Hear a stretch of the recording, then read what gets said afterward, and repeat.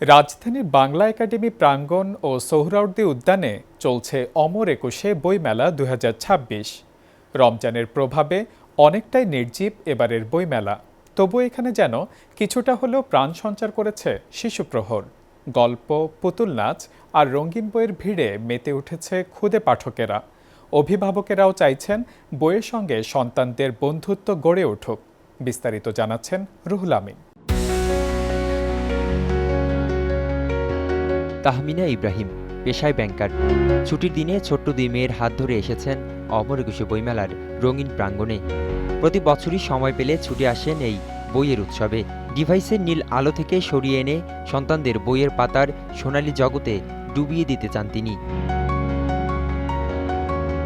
৬ বছরের ছোট্ট ওয়াফিকা, বাবার হাত ধরে সেও এসেছে বই কিনতে। আধো আধো পড়তে জানে সে, তবু বইয়ের রঙিন রঙিন পৃষ্ঠা উল্টে যেন আবিষ্কার করছে নতুন পৃথিবী। তার কৌতূহলী চোখে ফুটে উঠেছে গল্পের সেই অদেখা আকাশ। ভূতের গল্প, ভূতের বই। আহসান হাবীব।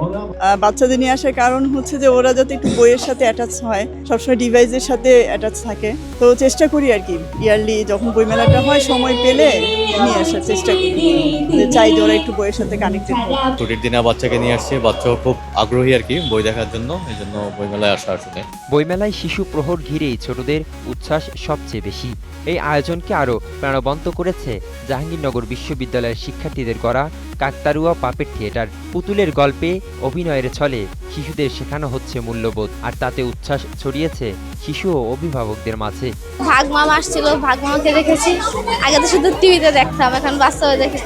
আমার কাছে পাপেট শোটি অনেক ভালো লেগেছে। এরকমের পাপেট শো আমাদের টিভিতে অনেক আমরা দেখি, যেটার নাম হলো ঠাট্টা মিটার। ওটা আমি টিভিতে দেখি, আর বাস্তবে আমি পাপেট শো দেখতে পারলাম থিয়েটার বইমেলায় এসে। আমার কাছে অনেক ভালো লেগেছে।